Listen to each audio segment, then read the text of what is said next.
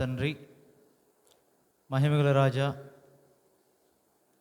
మీకు ఉన్నతమైన శ్రేష్టమైన పరిశుద్ధ నామాన్ని బట్టి వందనాలు. మమ్మల్ని ప్రేమించి మరొక దినమంతట్లో బాధ్యతల్లో మీరు ఇచ్చిన సహాయాన్ని బట్టి వందనాలు. ఈ సాయంకాల సమయంలో నీ ప్రజలంగా నీ సన్నిధిలో ప్రార్థించిన నిమిత్తమై నియామక కొటిగా మమ్మల్ని సమకూర్చిన నీ ప్రేమను బట్టి వందనాలు. దేవ, నీ ప్రజలంగా నీ కుమారుడైన యేసుక్రీస్తు ప్రభువు యొక్క విలువైన రక్తం చేత మమ్మల్ని కొని పరిశుద్ధపరిచి దేవా నీ స్వాస్యంగా మమ్మల్ని చేసుకొని ఈ భూమి మీద నీ సారూప్యతలోనికి మార్చబడిన నిమిత్తమై మమ్మల్ని నడిపించిన నీ ప్రేమను బట్టి మరొకసారి నేను స్తుతిస్తున్నాం. మరొకసారి సాయంకాల సమయంలో మీరు ఇచ్చిన ఈ ప్రశస్త సమయాలను బట్టి ఉందనా దేవా, నీ మందిరం వల్ల ఆసక్తి కలిగి ఉండి సమయానికే నీ మందిరాలకు రాగలిగి నీ ప్రజలు బట్టి నేను స్తుతిస్తున్నాం. అయితే అననుకూలమైన ఈ పరిస్థితి వల్ల నీ ప్రజలు ఆటంకపరచబడకుండా క్షేమంగా నీ సన్నిధిలోకి వచ్చి నిమిత్తమై వాతావరణాన్ని మీ స్వాధీనంలో ఉంచుకోనండి. ఈ పవర్ సిస్టమ్స్ ఈ దేవని మహిమార్థమే చక్కగా పనిచేయట కృపనివ్వండి. మమ్మల్ని నీ వశంలో ఉంచుకోండి. పాటల ద్వారా లేఖనముల ద్వారా మమ్మల్ని దర్శించి మీ చిత్తమును ఎరిగి ఆ ప్రకారం మమ్మల్ని మీకు అప్పగించి కూడా కృపను గ్రహించండి. మరొకసారి నిన్న వివాహంలో కూడా మీరు ఇచ్చిన సహాయాన్ని బట్టి వందనాలు. ప్రియబిడ్డలు క్రాంతి ప్రియ కొరకు, జీవన్ కొరకు, ప్రశాంత్ కొరకు ప్రార్థిస్తున్నాం. వారిని జ్ఞాపకం చేసుకుని వారిని ఐక్యపరిచిన నీ ప్రేమను బట్టి వందనాలు. నీ కృపా సమాధానములతో ఆవరించి ముందున్న జీవితం కొరకే నీ చిత్తమును వారి పక్షంగా సంఘ విషయంలో ఏమవుతుందో మరి ప్రాముఖ్యంగా అది ఎరిగి కొనసాగడం కృపనివ్వండి. దేవా, మెడుగు బాధ్యతల్లో, పరిచర్యలో అన్ని విషయాలు మీరు ఇచ్చిన సహాయాన్ని బట్టి సంఘములో ఇటు వివాహము జరిపించడం కూడా మీరు ఇచ్చిన కృపకే నేను స్తుతిస్తున్నాను. మెటుకు ఇంకెవరైతే నీ చిత్త ప్రకారం స్థిరపరచబడాలని ఉద్దేశంలో వివాహ వయసు వచ్చిందో వారిని కూడా స్థిరపరచండి. సార్వత్రిక సంఘాన్ని కూడా జ్ఞాపకం చేసుకున్నాం. ఆయా చోట్ల చెదిరిన పరిస్థితులు వారి అవసరతలో చాలని దేవుడు ఉండండి. మెట్టుకు ఈ యొక్క సాయంకాల సమయంలో సరిత మాతో ఉంచి సింహాసనాసీనుడిపై మాతో ముచ్చటిచ్చి మాట్లాడి మా ద్వారా మహిమపరచబడి మా విజ్ఞాపనలు అంగీకరించమని ఇప్పుడు వచ్చిన ప్రజలు బట్టి నేను స్తుతిస్తూ ఇంక నీ ఉద్దేశంలో వారిని తోడుకొని రమ్మని అనుకూలతలు ఏర్పాటు చేయమని మీకు అప్పగించుకుంటాం. నీ కొరకు క్రయం చెల్లించడానికి ప్రయాసపడటకు కూడా వారు నేర్చుకున్నట్టుకు సహాయం చేయమని యేసుక్రీస్తు ప్రభువును రక్షకున్నాను ప్రార్థించి వేడుచున్నాను తండ్రి, ఆమేన్.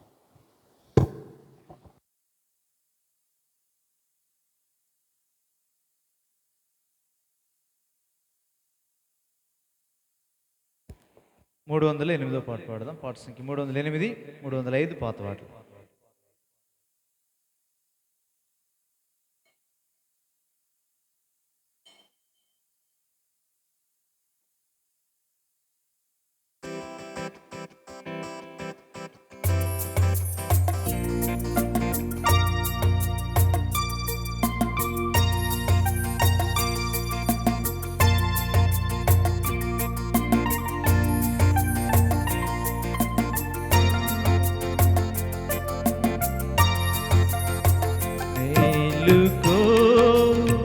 మహిమరాజు వేగమే రానయ్యున్నాడు, మేలుకో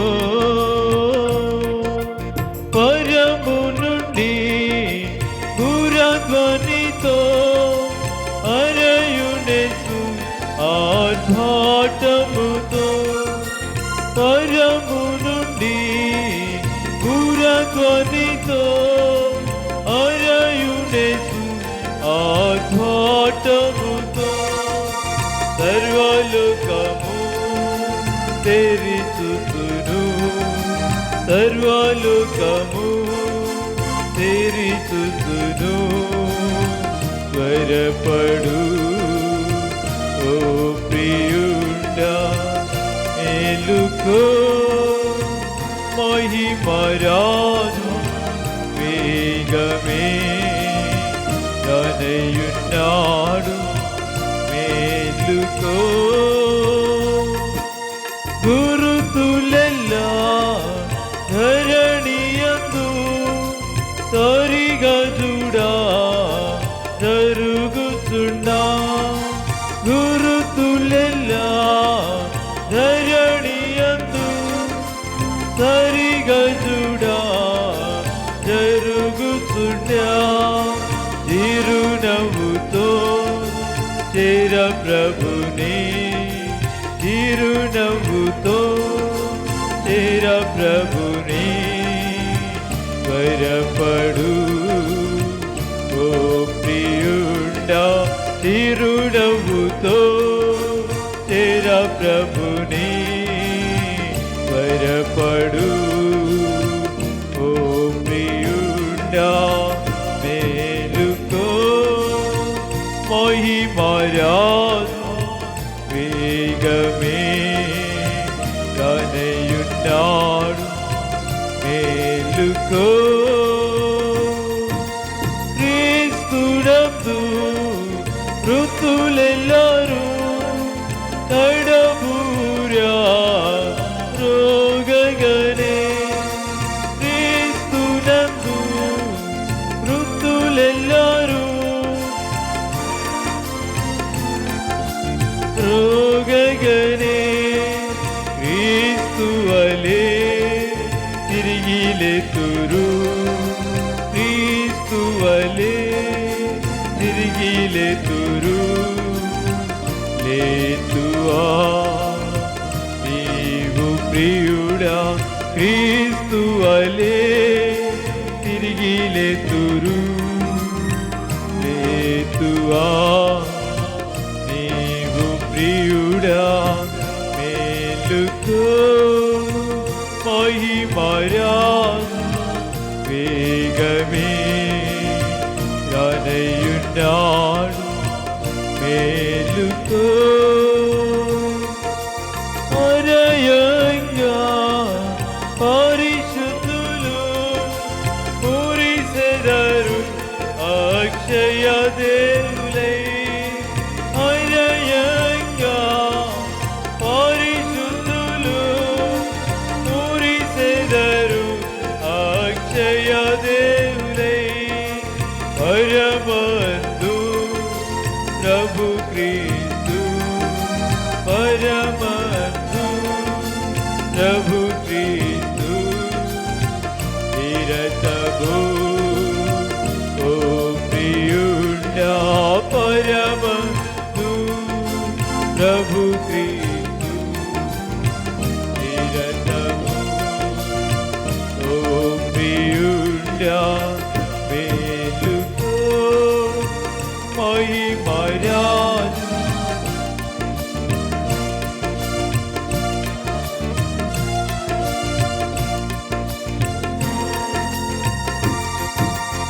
కరుణలేని ఓ మరణమా నిరతము నీకు జయమగునా కరుణలేని ఓ మరణమా నిరతము నీకు జయమగునా మరణ సంహారుండేసు మరణ సంహారుండేసు వరగరా నయున్నాడు మరణ సంహారుండేసు వరగరా నయున్నాడు మేలుకో మహిమరాజు వేగమే తనయున్నాడు మేలుకో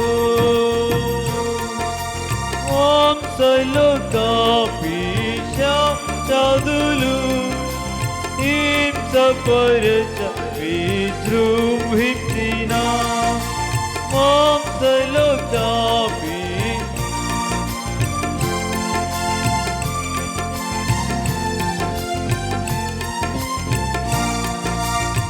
లేచమైనను జడియకుము లేచమైనను జడియకుము ఆశతో కనుము లేచమైనను ఎడియకుము ఆశతో కాచుకొనుము మేలుకో మహిమరాజు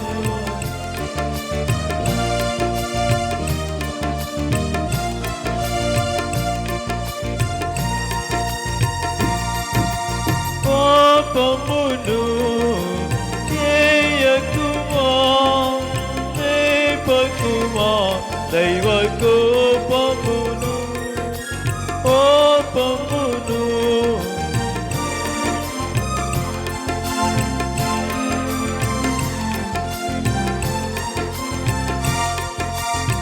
శాపమును తప్పుకొని శాపమును తప్పుకొని దేశతో కాచుకొనుమా శాపమును తప్పుకొని దేశతో కాచుకొనుమా మేలుకో మహిమరాజు వేగమే జలయున్నాడు మేలుకో.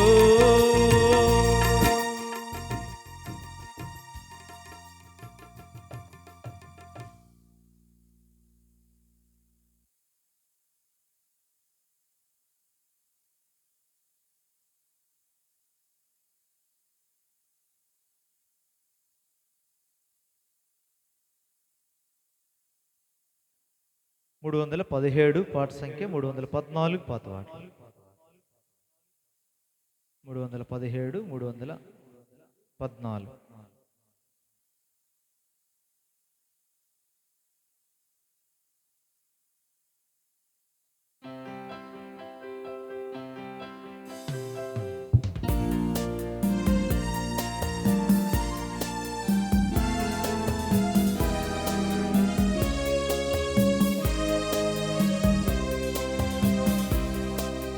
యోను రాజు అసురు సిద్ధపడు యోను రాజు అసురు సిద్ధపడు మీ తనువుల్ శుద్ధి చేయుడి మీ రాజు కోరకే మీ తనువుల్ శుద్ధి చేయుడి మీ రాజు కోరకే సియోను రాజు వచ్చును సిద్ధపడు సియోను రాజు వచ్చును సిద్ధపడు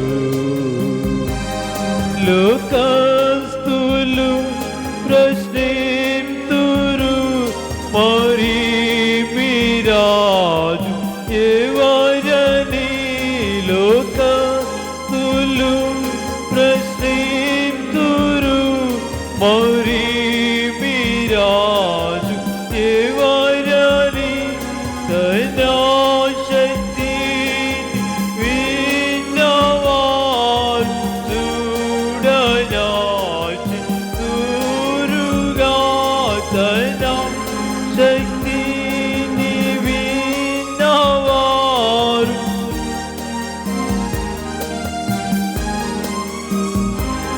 క్రీస్తే మనారాజని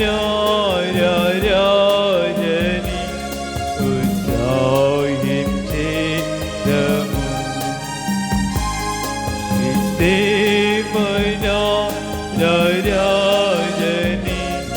ఉత్సాహించేదము మీ తనువుల్ శుద్ధి చేయుడి మీ రాజు కోరకే మీ తనువుల్ శుద్ధి చేయుడి మీ రాజు కోరకే సియోను రాజు వచ్చును మరి సిద్ధపడు సియోను రాజు వచ్చును మరి సిద్ధపడు వాహనముల్ ఎన్నియున్న గోటభమున్ ఎక్కెను వాహనముల్ ఎన్నియున్న గోటభమును ఎక్కెను తానే వారిట నుండును వారిని యుద్ధరించును తానే వారిట నుండును వారిని యుద్ధరించును పరీక్షించ ఆయనను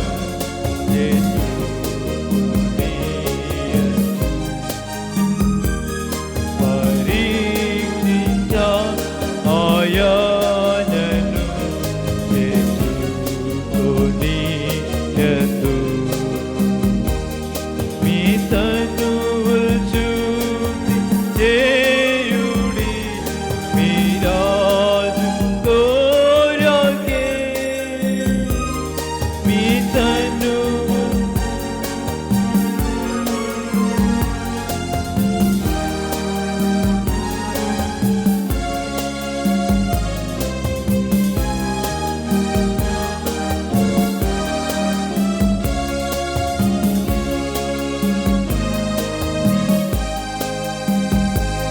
సియోను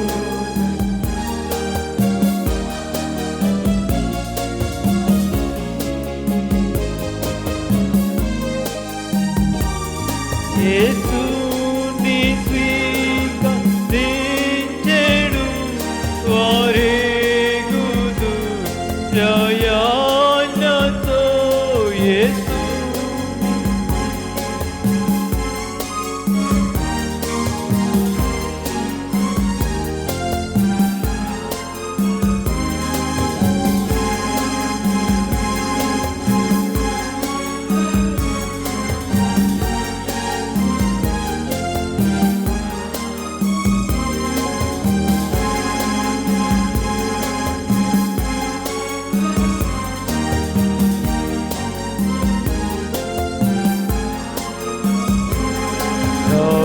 ముఖ్యమౌ ప్రశ్న ఇది యోచించి చూసుకో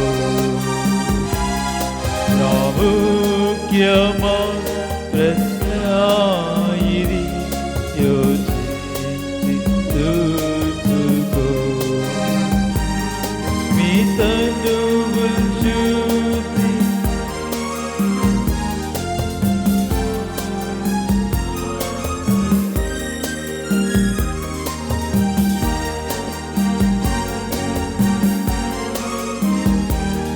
మీ రాజు కోరకే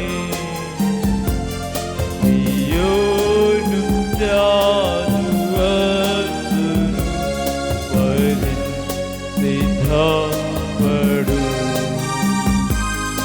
సియోను రాజు వచ్చును మరి సిద్ధపడు రాజుల రాజు ఆయనే ప్రభుల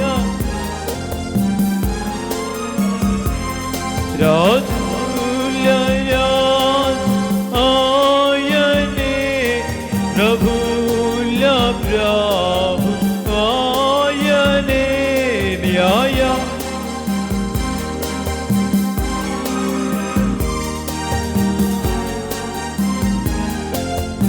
దేవుడు న్యాయవంతుడు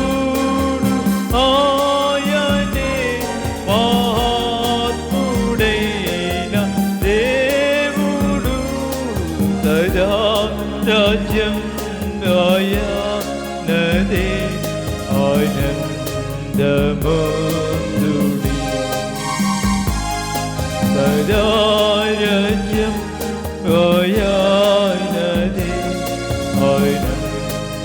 ఆనందమందుడి మీ తనువుల్ శుద్ధి చేయుడి మీరా కోరకే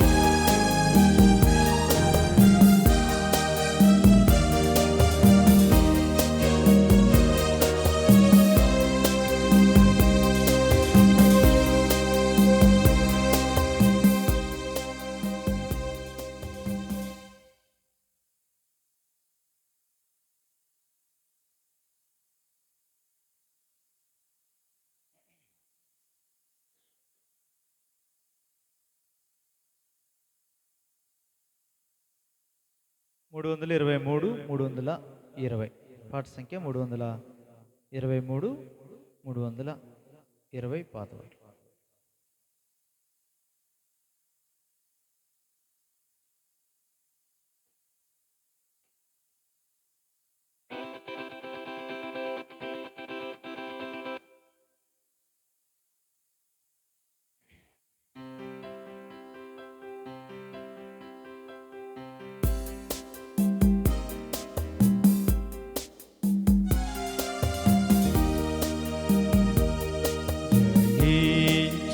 వారిని కొనిపోవా ప్రభు యేసు వచ్చును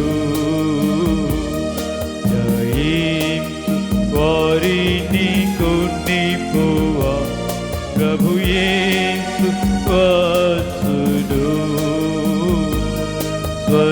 స్వతంత్రించు కొనేదరుగా వారే సమస్తమున్ స్వతంత్రించు కొనేదరుగా వారి సమస్తము జయించు వారిని కొనిపోవా ప్రభు యేసు వచ్చును జయించు వారిని కొనిపోవా ప్రభు యేసు వచ్చును ఎవరు ఎదురు చూతురో సంసిద్ధులౌదురు ఎవరు ఎదురు చూతురో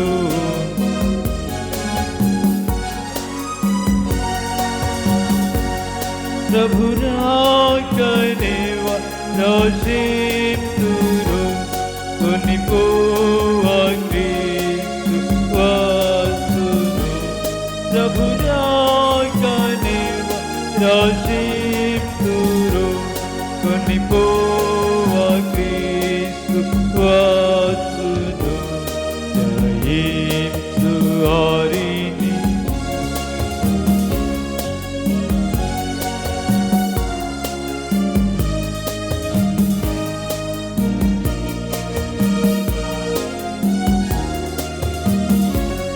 ప్రభు యేసు వచ్చును యేసు శిష్యులతో పలికే తిరిగి వస్తునని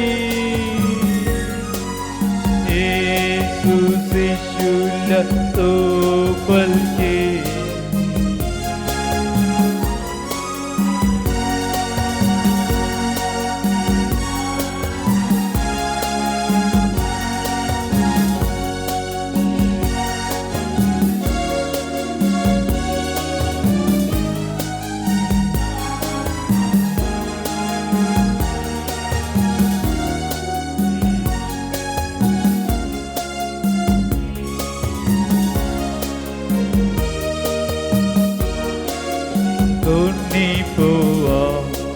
ప్రభు యేసు వచ్చును.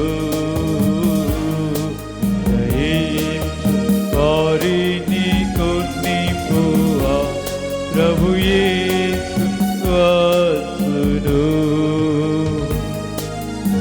ఎవరెసునితో నడతురో ప్రత్యేక మాదురు, ఎవరెసునితో నడతురో ప్రత్యేక మాదురు. మేల్కొని ఉన్న వారిని ప్రభు క్రీస్తుతో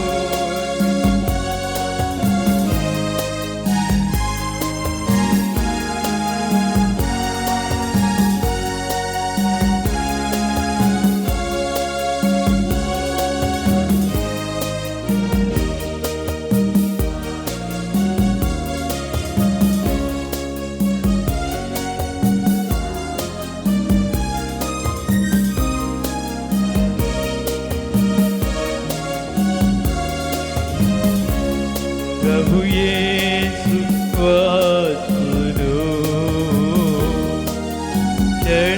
చట్టములోని మార్పు ఎంత పడేదాము, చట్టములోని మార్పు ఎంత పడేదాము. మమ్మును సిద్ధపరచిన యేసును సంధించుము.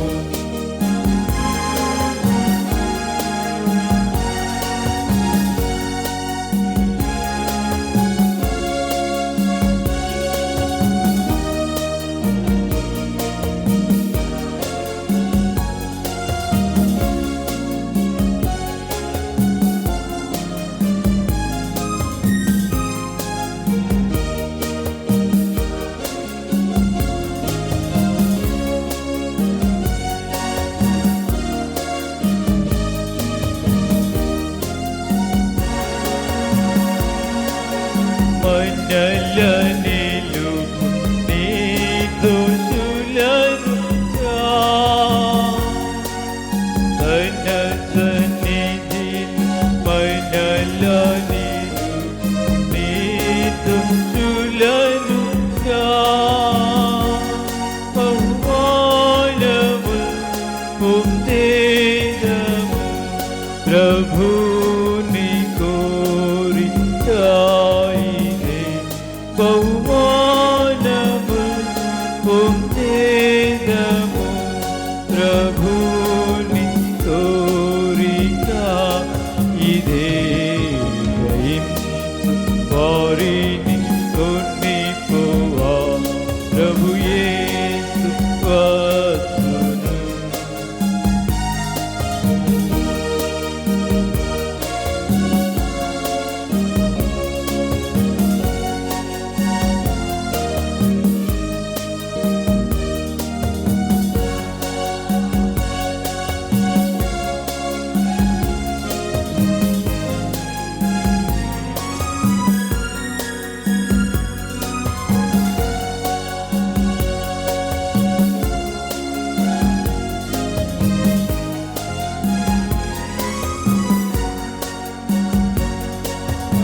అద్భుతము అదీనమును ఎవరు వర్ణింపలేరుగా.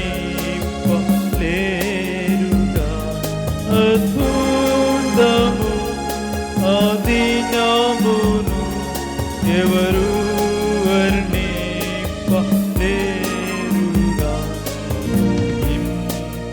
వారిని కొనిపోవా,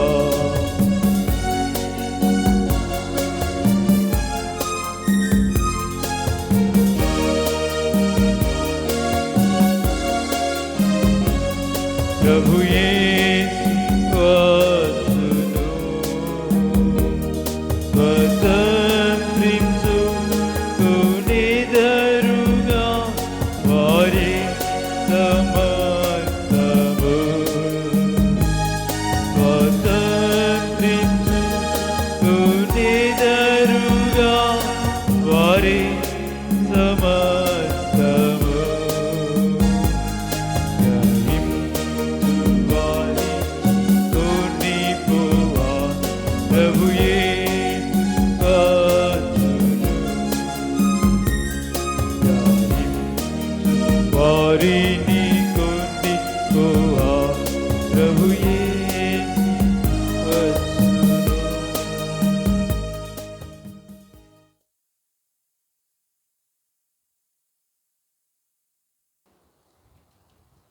ప్రార్థించేదాని కొరకే ప్రకటన గ్రంథము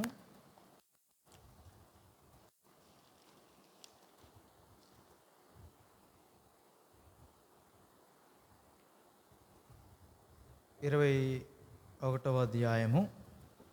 ప్రకటన గ్రంథం 21వ అధ్యాయం 7-8 వచనాలు అందరం కలిసి చూద్దాం. లేదంటే 6, 7, 8 అందరం కలిసి చూద్దాం. ప్రకటన గ్రంథము 21వ అధ్యాయం 6, 7, 8. మరియు ఆయన నాతో ఇట్లా నేను సమాప్తమైనవి నేనే అల్ఫయు ఓమేగయు అనగా ఆదియు అంతమునై ఉన్నవాడను, దప్పిగుని వానికి జీవజలముల బొగ్గలోని జలమును నేను ఉచితముగా అనుగ్రహింతును.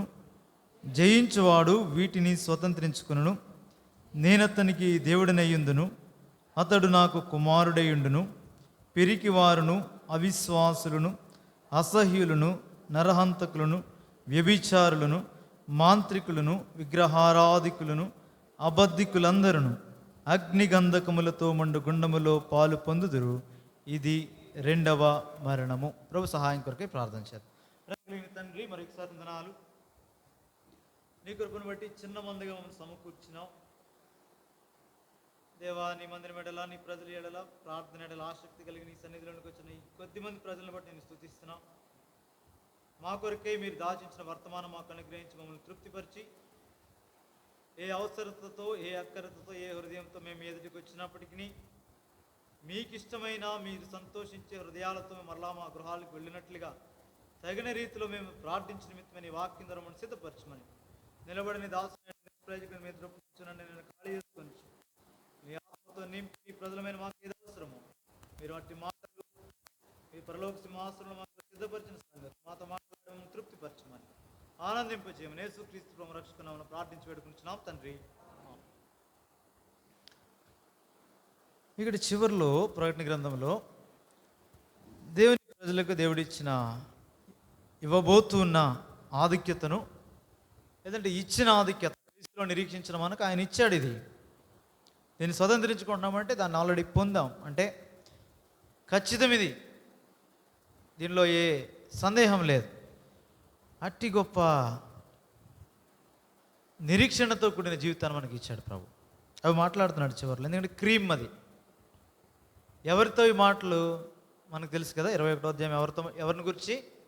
సిద్ధపరచబడిన పెండ్లి కుమార్తెను గూర్చి, లేదంటే సంఘమును గూర్చి.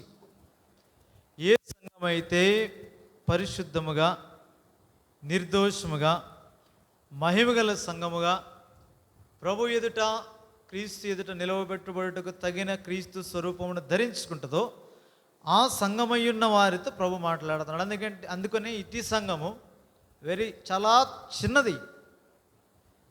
మనం భౌతికంగా చూసే ఈ ఇంత పెద్ద సమూహము, భూమి మీద కనబడే సంఘముగా పిలుచుకుంటున్న ఏ సమూహం, క్రైస్తవులుగా పిలువబడుతున్న సమూహం ఇందులో కనబడదు. కొద్దిమంది ఉంటారు. ఎందుకంటే ఆ కొద్దిమంది ఇరుకు మార్గాన, ఇరుకు సంగతులు గుండా వెళ్ళుటకు ఇష్టపడినవా. వారికి దేవుడు పెట్టిన పేరేంటంటే జయించువా. ఎవరు వారు? జయించువా. ఇది చాలా ప్రాముఖ్యమైన సంగతి.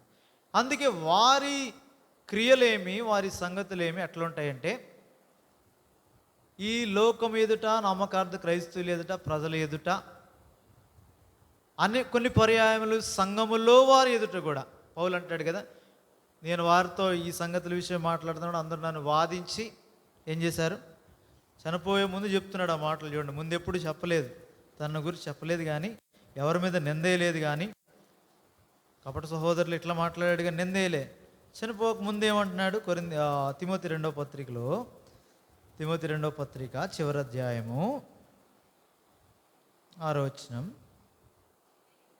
4వ అధ్యాయం 6వ వచనం. నేను ఇప్పుడే పానార్పణముగా పోయబడుచున్నాను, నేను వెడలిపో కాలము సమీపమైనది, మంచి పోరాటం పోరాడితిని. ఇప్పుడు చెప్పేస్తున్నాడు, తన గురించి తాను చెప్పుకోగలుగుతున్నాడు. ముందేమంటాడు? పూర్వం దోషకుడిని, హింసకుడిని, పాపుల ప్రధాన పాపిని, ఇప్పటికీ నాలో ఏమి లేదు, ఏదో ఆయన కృపే కానీ నేనేం చేస్తున్నానంటే నా శక్తి ఏం కాదు, దెబ్బలు తింటున్నాడు, నిందలు పడుతున్నాయి. ఒక సందర్భంలో అంటాడు, ప్రజలకు వేడిగ్గా ఉన్నాం మేము అంటాడు. నిజమే, దేవుని సేవకులు లేదంటే ఇలాగ ఏర్పరచబడిన అపోస్తలు ప్రజలకు వేడుకగానే ఉంటారు. అందుకే 43వ అధ్యాయంలో యెషయా గ్రంథంలో అదే మాట్లాడతాడు. ఆయన సేవకుని గురించి మాట్లాడతాడు, ఆ ఎట్టివాడు, ఆ సంగతి. సరే, అవన్నీ ఇప్పుడు కాదు. కాబట్టి ఉద్దేశం ఏమంటే, తన జీవితంలో చివరి దినాల్లో ఈ సంగతులు ఎరిగి సంతోషంతో చెప్తున్నాడు. ఎందుకంటే దేవుని సేవకుడు అంటే అపోస్తలుడైన పౌలు, నీవు నేను కూడా ఆ స్థాయి. దేవుని సేవకులు అంటే కాపర్లు అనే అర్థం మాత్రమే కాదు, వారు మరి విశేషంగా పౌలు లాంటి వారు మరి విశేషం, అది వేరు. ఇప్పుడు కూడి వచ్చిన మనందరికీ దేవుడు చెప్పే, ఆయన సేవకుల మీద మనకు దేవుడు చెప్పే మాట ఏమంటే, ఈ నిందల అవమానాలు కూడా ఎవరికి, మనందరూ మనం జీవిస్తే అది ఆయన సేవ కాదు. మన కొరకు మాత్రమే స్వార్థపూరితమైన జీవితం, అంటే మనం ఆత్మీయంగా బాగుంటే చాలు, ఇంకొక మెట్టు ఎక్కువే మన కుటుంబం బాగుంటే చాలు ఆత్మీయంగా. ఇది కాదు క్రైస్తవ జీవితం. వారిగా దేవుని సేవకులు సంఘము కొరకే, సంఘ క్షేమాభివృద్ధి వరకే కొనసాగుతున్న ప్రతివాడు దేవునికి సేవ చేస్తున్నాడు, దేవుని చిత్తానుసారం. అట్టి వాడైన పౌలు జ్ఞాపకం చేస్తున్నాడు, అట్టి వారు వెళ్ళవలసిన మార్గం ఏంటంటే, నిందలు కూడా వెళ్ళవలసిందే. వారు వెళ్తున్న మార్గం సరైందా లేదా నీకు తెలుసుకోవాలంటే, ప్రజలందరూ మెచ్చుకున్నారనుకోండి ఏదైనా కార్యం జరిగినప్పుడు, అది ఖచ్చితంగా ప్రభు చిత్తం అనగా ప్రభు మహిమ అక్కడ లేదని అర్థం. ఖచ్చితంగా ఎదుర్కోళ్ళు ఉండాలా, ఖచ్చితంగా నీకు నాకు అపనిందలు నిందలు పడుతూ ఉండాలా, ఖచ్చితంగా రాళ్ళు వేస్తూ ఉండాలా. అప్పుడు దాని విషయంలో నువ్వు రియాక్ట్ అవ్వకూడదు, ప్రభువుని సంతోషించాలా. నేను దెబ్బ పడిపోయినంత మాత్రాన నువ్వు దేవుని చిత్తం చేస్తున్నట్టు కాదు. నీవు నింద పడి కూడా యథార్థంగా, హృదయంలో వేదన పడి కాదు, యథార్థమైన సంతోషంతో ప్రభు వైపు చూచి, వాళ్ళు అంటారు కదా, ఇట్టి అవమానము పొందుటకు మేము పాత్రులం అంటారు అక్కడ. అట్టి మాట ఎప్పుడైతే నీలోంచి నిజంగా వస్తుందో, ఏడుస్తే కాదు, ఏడుస్తే చెప్పేది కాదు, అది సంతోషంగా వచ్చిన వాడికి పెట్టాడు పేరేమని, జయించువాడు. జయించువాడు వీటిని, ఎందుకంటే జయించేవాడు ఏమి కాదు. ఇది చూద్దాం, తిమోతి పత్రికలో పౌలు అనుభవాన్ని చూద్దాం. అయితే అక్కడ జ్ఞాపకం చేసుకోండి, ప్రకటన గ్రంథంలో ఈ జయించేవాడు ఎలాంటి వాడు కాదు, అదే తర్వాత వచ్చిన 8వ వచనం అనుకుంటూ ఉంటుంది కదా, ఎవడు కాదు, పెరుగోడు కాదు. పాము వస్తే భయపడవచ్చు, కర్ర పెట్టేవారని మాట్లాడతారు కదా, చిన్నపిల్లలు ఆడుకుంటారు కదా, మనటి వరకు ఆడం కదా, ఏదో ఉంటుంది కదా, ఏంటి సామి అది మనం అనుకుంటాం కదా, మర్చిపోయాను, కళ్ళలో కూది భయపడుతున్నావా అనే దానికి ఏదో చిన్నపిల్లల మధ్య నూకలిస్తాను మేకలు కాస్తావా, అది అర్థం. అట్లా మాడితే మీరు కళ్ళు మోస్తారు, నేను కూడా ఏం చేస్తాను, గట్టి కళ్ళలో ఊస్తే ఎవడన్నా గట్టిగా సౌండ్ వచ్చింది, ఎవడన్నా భయపడతాడు. ఈ పిరిగితనం కాదు అది. ప్రభువు కొరకే నమ్మకంగా నిలబడవలసి వచ్చినప్పుడు పరిస్థితులు ఏమైపోతాయో, ప్రజలు ఏమనుకుంటారో, వేరే ఏమవుతుందో, భవిష్యత్తు ఏమైపోద్దో, ఇట్లాంటి పిరికితనం ప్రభు మీద నుంచి దృష్టి ఏదైతే తీసేస్తుందో దానిని జయించువాడు.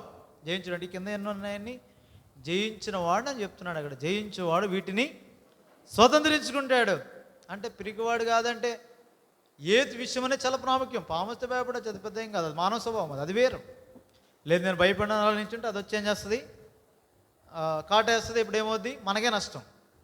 కాబట్టి అది కాదు ప్రాముఖ్యం. నేను భయపడిన అని చెప్పి ఎవడొచ్చి కర్రతో కొట్టినా, లేదంటే అగ్ని వచ్చి అంటించినా భయపడిన నించుంటే దాని ఏమవుద్ది, మన శరీరం మనకే నష్టం కాలిపోద్ది. అది కాదు పిరికితనం వ్యతిరేకంగా ధైర్యంగా ఉండమంటే, ప్రభు కొరకు ధైర్యంగా ఉండడం, అది జ్ఞాపకం చేస్తున్నాడు ఇక్కడ. సంఘానికి ఉండవలసిన లక్షణాలు ఇది మనం ప్రభుని అడగాలి. పిరికివారు కాదు, ఇంకేంటి అవిశ్వాసులు కాదు, ప్రభువు మీదే నమ్మకం అంతే. మాకు ఆయన మీద నమ్మకం, పరిస్థితులు ఏమైపోయినా అదేం కాదు, మేలు కొరకు చేస్తాడు ఆయన.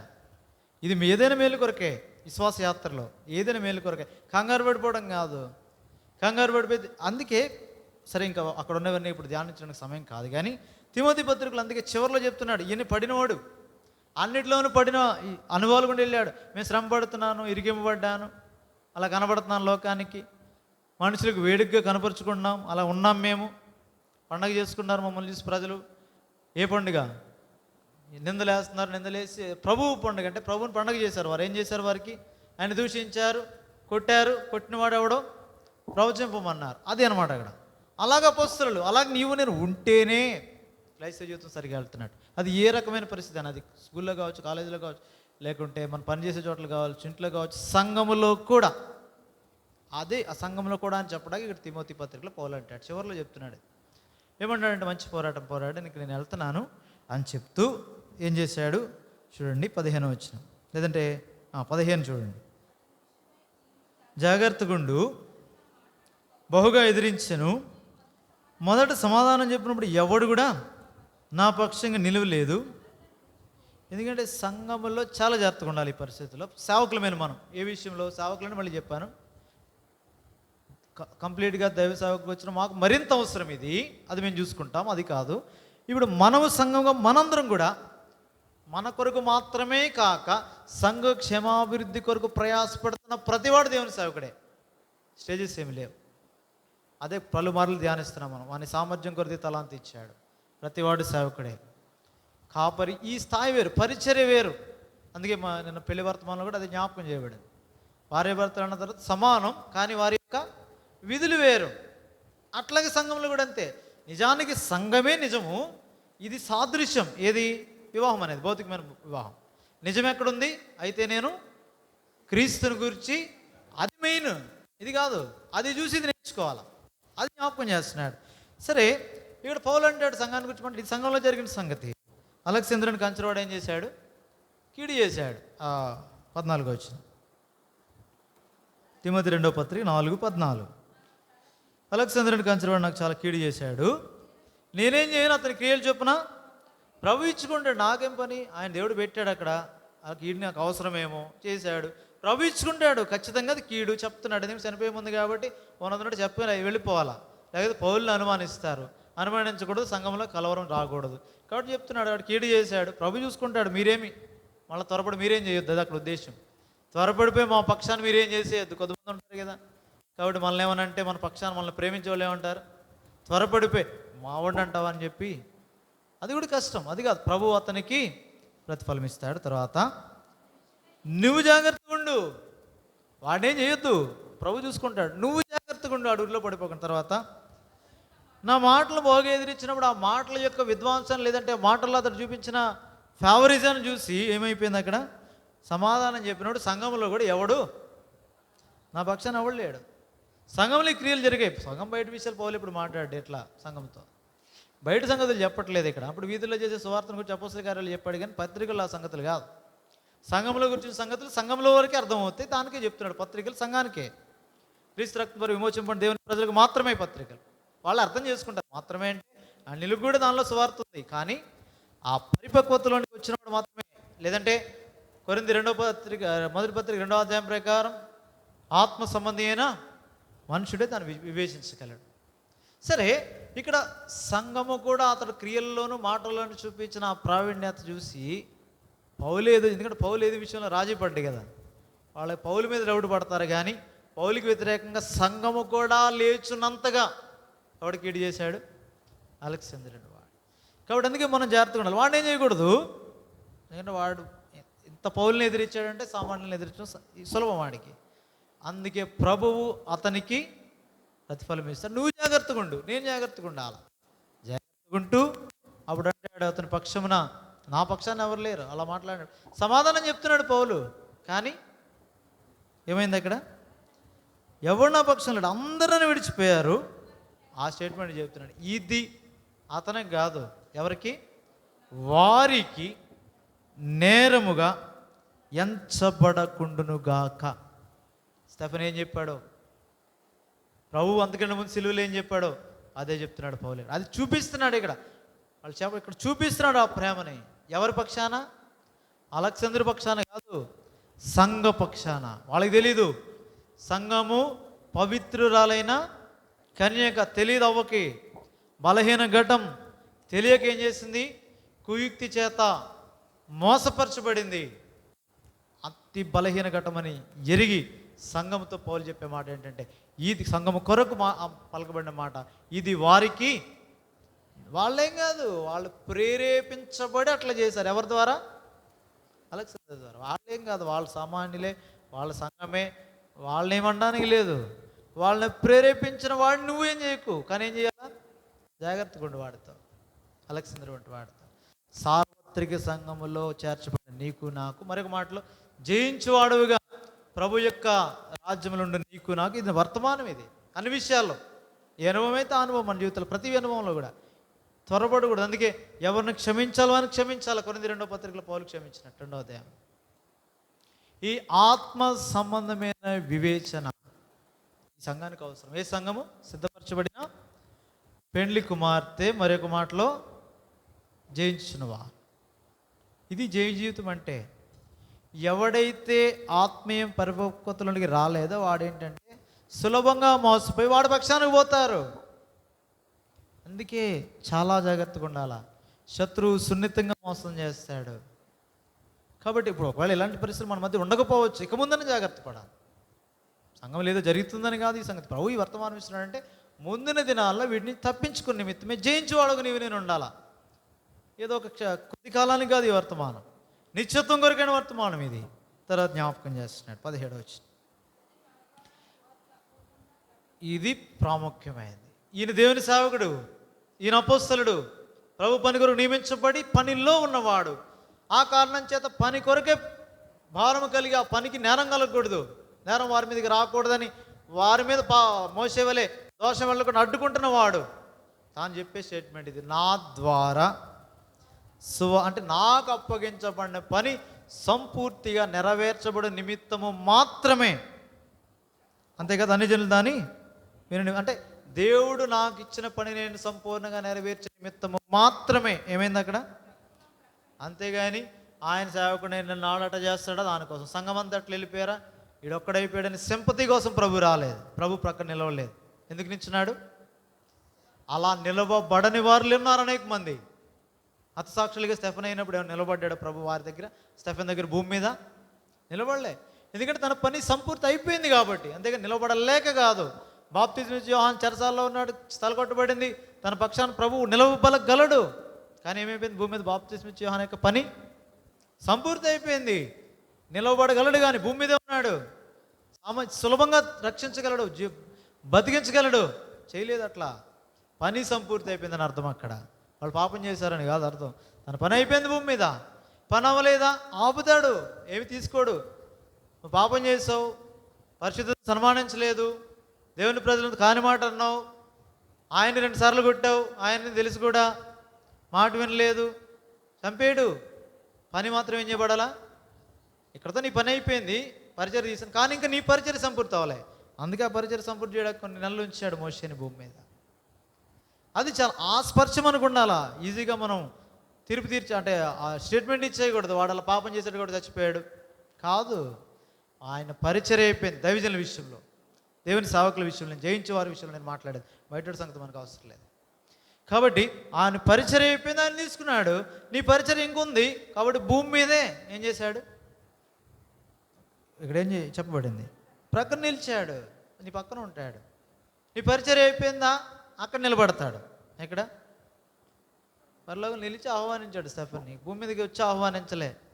తండ్రి కుడిపార్శ్వన ఏం చేశాడు? ఆయన అప్పుడు అక్కడ పక్కన నిలిచుండి అని రాయబడింది అక్కడ అపోస్తల కార్యాల్లో 7వ అధ్యాయం చివరి వచనాల్లో.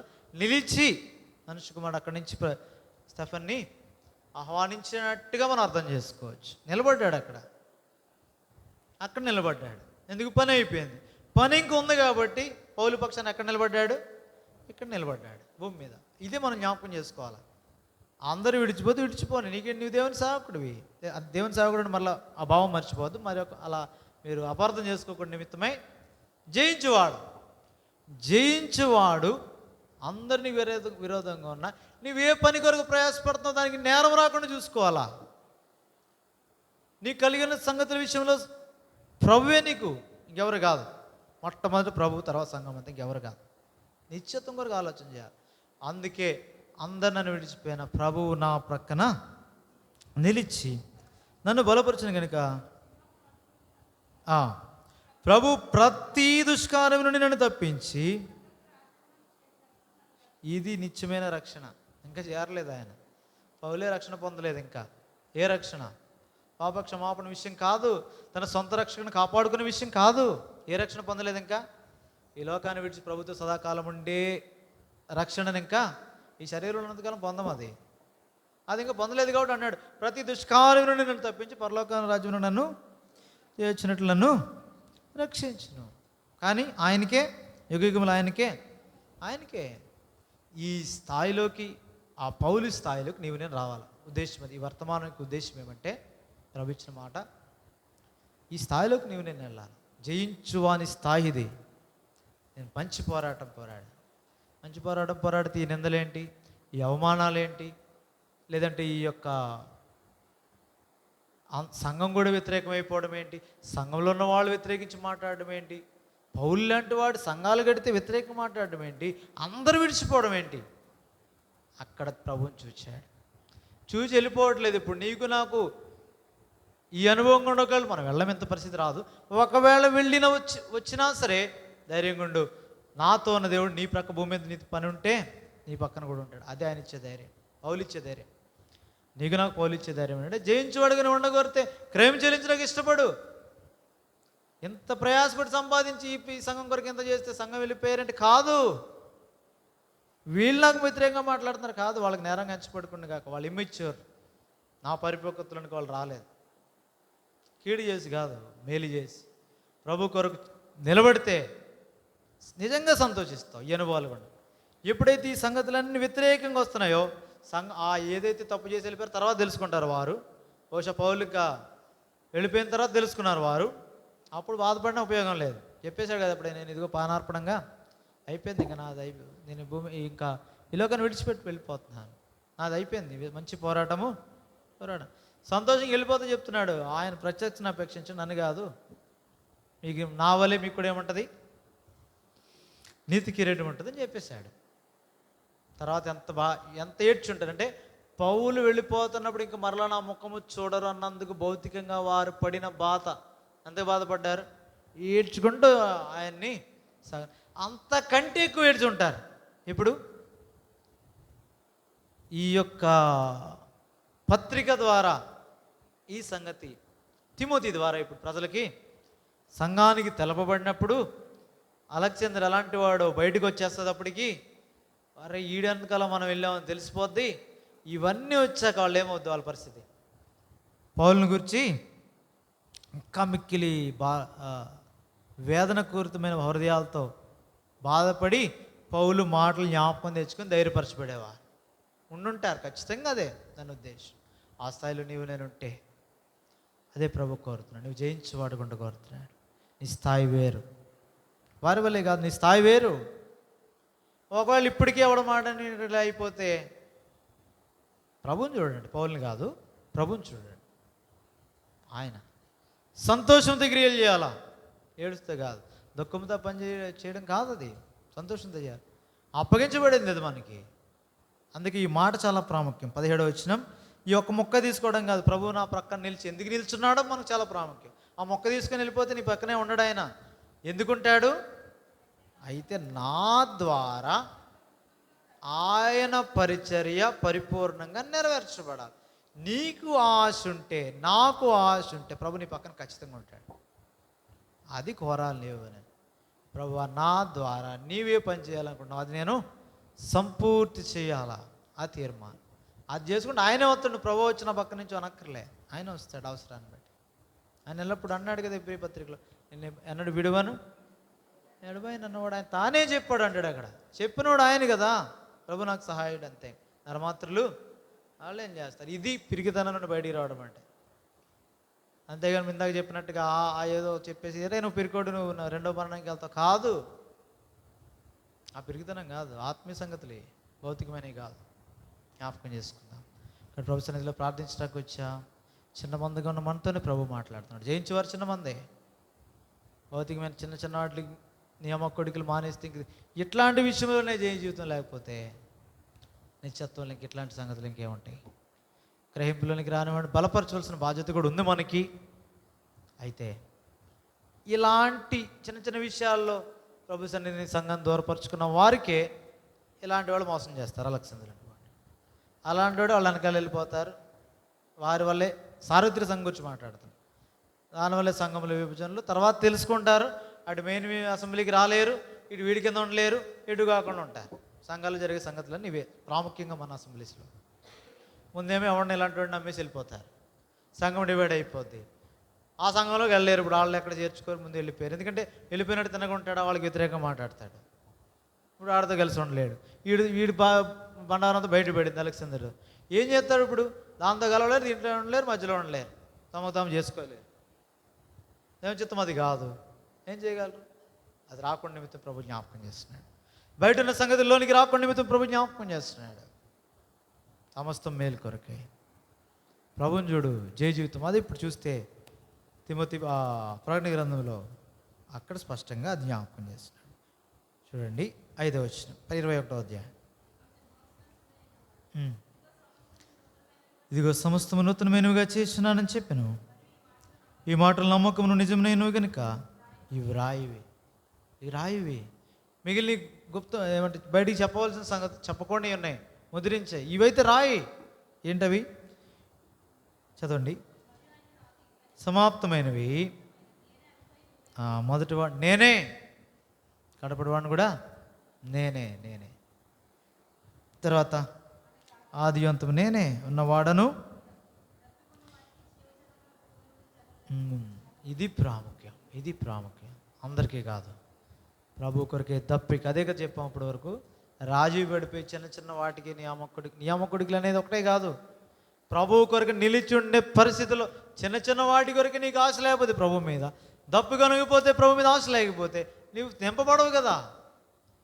నీకు దప్పికుంటేనే ఆయన దగ్గర రాగలవు. ఆయన ఎలా ఇస్తాడు? ఉచితంగా ఇస్తాడు. ఏమిస్తాడు? జలముల బుగ్గలోని జలములు ఇస్తాడు. దప్పికుంటే ఇస్తాడు. ఆ దప్పిక నీకుంటే ప్రభుని ప్రార్థించగలవు.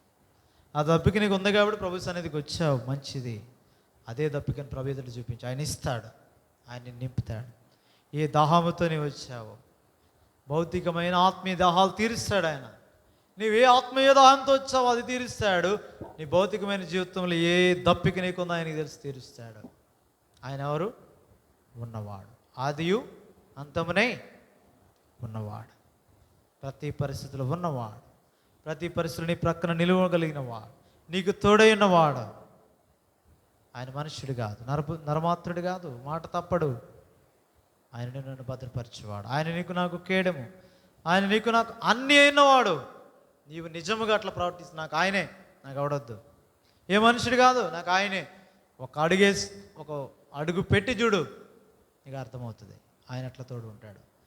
ఎవరైనా నీకు వ్యతిరేకంగా రాని, కుటుంబస్తులు కానీ సంఘము కానీ అందరూ కూడా వాళ్ళకి నేరంగా మళ్ళీ ఎంచబడకుండా భద్రపరిచి.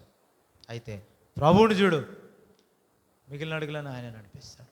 అనేక పర్యాయములు, కొద్దిమంది అలాగుంటాం, అనేక పర్యాయములు ఈ డేర్ స్టెప్ తీసుకున్న కారణాన్ని బట్టి మన వైపు ఉండిపోయింది. ఓటమికి గల కారణం ఎవరి వైపు ఉంది? ఇప్పుడు నీలో నాలోనే ఉంది. ఆయన కాదు, ఆయన జయించు వాడిగా ఉంచాడు.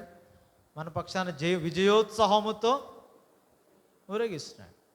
ఆయనేం తక్కువడు కాదు, మన పక్షాన ఆయన ఎప్పుడు ఉన్నాడు. ఎక్కువే ఆయన ఎప్పుడు మనల్ని ఎక్కువగానే ఉంచాడు. ఏది తక్కువ చేయడు, ఏ విషయంలో తక్కువ చేయడు.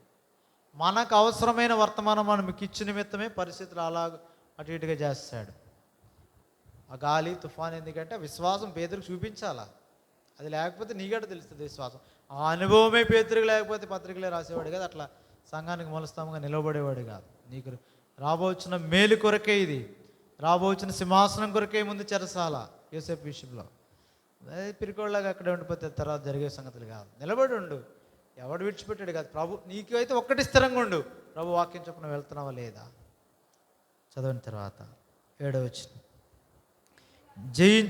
వచనం, జయించువాడు వీటిని స్వతంత్రించుకుంటాడు. వేటిని? ఇప్పుడు పైన వాటినే, కానీ వేటిని ప్రాముఖ్యం తర్వాత చెప్తున్నాడు. ఏంటది? అంతే, ఇంకేమి కాదు.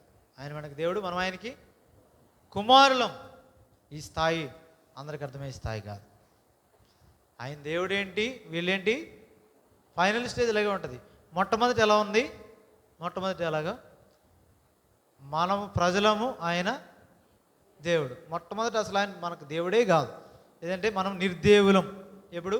ఎఫెసీ పత్రిక 2వ అధ్యాయంలో మునుపు అన్నాడా లేదంటే పూర్వం అన్నాడా? ఏ మాట వాడాడు అక్కడ? ఇశ్రాయేలుతో ఎప్పుడు మునుప ఆ మాట వాడాడా? సరే, ఏదో ఒకటి. ఇంతకు మునుపు మన శరీరంలో విషయంలో ఇశ్రాయేలుతో కాదు, మన నిర్దేవులు, మనకేమీ లేదు. అయితే దేవుడు లేని వారికి ఇప్పుడు దేవుడయ్యాడు. మనం ఎవరం? ఆయన ప్రజలం. ఇప్పుడు స్థాయి మారింది. ఆయన దేవుడు లేదంటే ఆయన తండ్రి అయ్యాడు, మనం ఏమయ్యాం? పత్రికలకు వచ్చేటప్పుడు అంటాడు 6వ అధ్యాయం కొరింథీ 2వ పత్రికలో, నేను అతనికి తండ్రినయ్యుందును, వారు నా కుమారులు తండ్రి కుమారుడు బాగానే ఉంటుంది అర్థం చేసుకోవడానికి. నిత్యత్వంలో ఆయన దేవుడు, ప్రజలం కాదు మనం, ఎవరు కుమారులం. స్థాయి మారింది. తండ్రి కుమారులు భూమి మీద, పైకి వెళ్ళాక దేవుడు దేవుని కుమారులం. భూమి మీద మనుషులం కాదు, దేవుడు కుమారులం. అంటే భూమి మీద కుమారత్వం, ఆయన తండ్రి కుమారులు. ఈ స్థాయి కాదు. ఇప్పుడు దేవుడు దేవుని కుమారుడు. అక్కడికి వెళ్ళాక అద్వితీయ కుమారుడు ప్రభువైన యేసు క్రీస్తు సారూప్యత, ఆ స్థాయి వేరు. అసలు తండ్రి కుమారులు కాదు ఇంకా అక్కడ రిలేషన్. అందుకే మొదట శిలువ కార్యం అర్థమవుతేనే కానీ ఇది అది అర్థం కాదు. మనకి శిలువ కార్యం చాలాసార్లు ధ్యానించాం కూడా అర్థమైంది మనకి. ఏంటది? ముందు తండ్రి అన్నాడు, తర్వాత దేవ అన్నాడు, మధ్యలో మళ్ళా తండ్రి అన్నాడు. తండ్రి కుమారుడు, దేవుడు ప్రజ, కుమారుడు కాదు అక్కడ. మళ్ళా తండ్రి కుమారుడు. ఇప్పుడు మరలా పైకి వెళ్ళి తండ్రి, వాళ్ళు మొదటి స్థితే. ఇప్పుడు తండ్రి కాదు, ఇప్పుడు మొదటి స్థితే. దేవుడు దేవునితో సంపూర్తి ఇవ్వలేదు ఇంకా. ఎందుకంటే నీవు నేను అక్కడ ఉండాలా. సంఘం వెళ్ళిన తర్వాత పరిపూర్ణుడిగా ఎవరి విషయంలో ఆయన ఎప్పుడు సంపూర్ణుడే. మానవ పక్షంగా ఆదాములోనే శాపం తీసిన తర్వాత ఆదాము అసంపూర్ణుడే. ఇద్దరు కలిస్తేనే ఏక శరీరం. ఇప్పుడు క్రీస్తుతో సంఘము కలుసుకున్న తర్వాత కార్యం ఏమైపోద్ది? సంపూర్ణమైపోద్ది. అప్పుడు దేవుడు అంతే. దేవుడు కుమారుడు అంటే ఆ స్థాయిలోకి తీసుకెళ్తున్నాడు. అందుకే అంటున్నాడు, జయించేవాడు వీటిని ఏంటి స్వతంత్రించుకునేది? దేవునికి కుమారులగునట్లు ఈ పరలోకమందున తండ్రికి మీరు ఎక్కడది? భూమి మీద పరలోకమందున తండ్రికి కుమారులగునట్లు ఏం చేయాలా? కొన్ని చెప్పాడు. ప్రేమించమన్నాడు, శత్రువులను హింసించే వారి కొరకు ప్రార్థన, ఇట్లా కొన్ని మాటలు వాడాడు కొండ మీద చెప్పినప్పుడు. ఇప్పుడు ఇది కాదు, కొండ మీద కాదు, ఆ కొండ మీద. ఏ కొండది? నూతనమైన యెరూషలేమనే పరిశుద్ధ పట్టణము కలిగిన ఆ కొండ మీద ప్రభు చెప్పే మాటలు ఏంటంటే, జయించేవాడు స్వతంత్రించుకుంటాడు వీటిని. ఏంటది? దేవుడు, నీవెవరు? దేవుని కుమారుడు. అంటే అక్కడ కుమారుడనే రాశాడు, కానీ పరలోకంలో కుమారుడు అంటే పరలోకపు కుమారుడు, దేవుని కుమారుడు. ఆ స్థాయిలోకి దేవుడిని నేను పెట్టాలని ఆశ కలిగి ఉంటుండగా దాని కొరకు ప్రయాసపడు. కొద్దిమంది వెళ్తారు, నిలబడిన వాడు వెళ్తాడు, వివేచన కలిగిన వాడు వెళ్తాడు, స్పర్శ కలిగిన వాడు వెళ్తాడు. లేదంటే ఈ స్థాయి ఆయన సింహాసనం మీద ఉండే స్థాయి లేదు. ఏదో వెళ్తావు పరలోకానికి అనేది కాదు. ఆ సింహాసనం మీద ఆయనతో కూడా కూర్చుండాలంటే జయించేవాడు ఆయనతో భోజనం చేస్తాడు, ఆయన సింహాసనం మీద కూర్చుంటాడు. 3వ అధ్యాయం చివరి వచనాల్లో ఆ సంగతులు ప్రకటన గ్రంథంలో కనబడతాయి. ఆ జయ జీవితాన్ని కలిగి ఉండగా ప్రార్థన చేయి. కొద్ది సమయం ప్రార్థన చేద్దాం సంఘంగా. వచ్చిన మనం ఇంకెవరి కోసం వేరే సంగతులు కాదు. నీ మట్టికి నీవు, నా మట్టికి నేను, సంఘములో ఉన్న మనము సంఘ క్షమాభివృద్ధి వరకే ప్రయాసపడే ఆయన సేవకునిగా దేవుడు మనల్ని పిలుచుకున్నాడు. జయించేవాడు పిలిచాడు. అందుకొరకు నిత్య నిరీక్షణ మనకి ఇచ్చాడు. అందుకొరకే ఈ స్పర్శ కలిగిన నీవు నేను. నా ద్వారా ఏమవ్వాలా? అక్కడ పౌలుకి అప్పగింపండి సువార్త అన్ని జనులకు ఆయన ప్రకటించాలా. అన్ని జనులు ఏం చేయాలా? వీరి నిమిత్తం. నీకు నాకు ఏ పని చెప్పాడో ఆ పని సంపూర్తి చేయు నిమిత్తమై ప్రభు మనతో కొనసాగనట్లుగా అట్టి దప్పికతో ప్రభుని అడుగు. దప్పిగొను వానికి ఆయన జీవ జలముల బొగ్గలోని జలమును ఉచితముగా అనుగ్రహిస్తాడు. అప్పుడు నువ్వేం చేయక్కర్లే. పిరికివాడుగా, అవిశ్వాసగా, కింద చెప్పబడిన సంగతులలో నుండి రెండవ మరణం పాలు పొందకుండానట్లుగా ఆయన నిన్ను జయ జీవితం ఇస్తాడు. మనంతట అయ్యేది కాదు, అది ఆయన ఇస్తాడు. విజయోత్సాహంతో రేగిస్తాడు. భౌతిక సంబంధమైన సంగతులు చూసి కలవరపడిపోయి, నిరుత్సాహపడిపోయి పడిపోయావా? శత్రువుకి అవకాశం ఇచ్చేస్తున్నావు. జాగ్రత్త. ఎక్కడ పడిపోవసరం అవసరం లేదు. నీకు ఎక్కడ పడక్కర్లే. పరిస్థితులు వ్యతిరేకంగా ఉంటేనే క్రైస్తవ జీవితం. భూమి మీద నీ అధికారం క్రింద పెట్టాడు. ధైర్యపడుకో, బలపడు. ప్రభుకి ఇష్టగుంటకు నిన్ను నువ్వు ప్రభుకి అప్పగించుకో. గొప్ప కార్యాలు చూస్తావు. నీ ద్వారా సంపూర్ణంగా సంఘంలో పరిచయం జరుగుతుంది. నువ్వు సామాన్యుడివి కాదు. నీ ద్వారా ఒక గొప్ప అద్భుతమైన కార్యం భూమి చేయ నిమిత్తమే దేవుడు నిన్ను సంఘంలో పెట్టాడు. అది జ్ఞాపకం చేసుకో. స్వస్థ బుద్ధితో, హితబోధితో కూడిన మంచి సంఘంలో దేవుడు నిన్ను పెట్టాడు, నన్ను పెట్టాడు. నమ్మదైన మెలనైన స్వరాన్ని, ఆయన చిత్తాన్ని నీకు నాకు చక్కగా చూపిస్తున్నాడు. ఏది మరుగు చేయట్లేదు. ఇంత సంతోషకరమైన జీవితం నీకు నాకు అనుగ్రహించినందుకే మదించి గర్వించి చెడిపోక, పరిస్థితులను బట్టి భయపడి కృంగిపోక, ధైర్యపరచబడి ప్రభు కొరకు నిలవబడి జయ జీవితం కలిగి ఉంటే ప్రభు మనకు సహాయం చేయను. అట్టి దప్పికతో ఏది ప్రభు మీతో మాట్లాడాడో, ఈ వాక్యం గురించి ఏం చెప్పవసలే, వాక్యంలో సంగతులు ఏం ప్రభుని అడగక్కర్లే. ప్రభు ఏదైతే నీతో సంధించాడో, ఏం మాట్లాడు, ఆ క్లుప్తమైన మాటలు పలకండి చాలు. ఆ చిన్న మాటలు పలకండి, ప్రభు మీకు సహాయం చేస్తాడు. అలాగూ ఒక సహోదరుడు ఒక సహోదరి ప్రార్థించటకై ప్రభు కృప అనుగ్రహించునుగా ప్రార్థించండి.